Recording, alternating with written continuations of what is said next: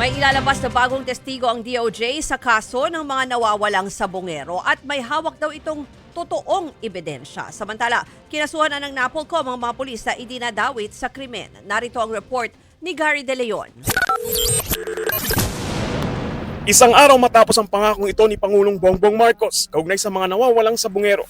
Hahabulin at pananagutin natin ang mga utak at mga sangkot, civilian man o opisyal. Kahit malakas, mabigat o mayaman, hindi sila mangingibabaw sa batas.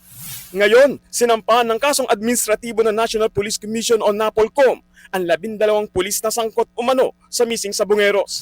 Nakitaan ng probable cause ang mga pulis base sa salaysay at mga dokumento ni Dondon Patidongan alias Totoy at mga video na nakalap at mga salaysay ng mga kamag-anak ng mga nawawalan sabongero. Dadaan sa pagdinig ng NAPOLCOM NBANG ang mga pulis kung saan makakadepensa sila. Linawin namin to, this is separate, this is not a criminal case. Kaya po dito makikita nyo, ang mga respondents po natin are only police officers.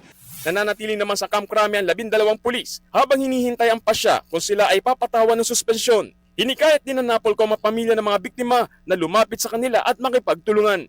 Wala tayong dapat katakot. Sila nga ang dapat matakot sa atin. At with the support of the President, everything else follows. Samantala, may bagong testigo na ilalabas ang Department of Justice. Mapapalakas daw nito ang testimonya ni Patidongan. Hindi lang to testimonial evidence, may real evidence na involved dito.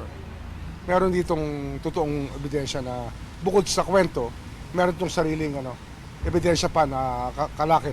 Pinasibak din ng DOJ sa pwesto ang isang service commander na hindi na pinangalanan. May kaduda-duda umanong ginawa ang commander kaugnay sa investigasyon, bagamat hindi na ito dinetalye ni Secretary Boying Remulla. Nagbabalita mula sa frontline, Gary De Leon, News 5.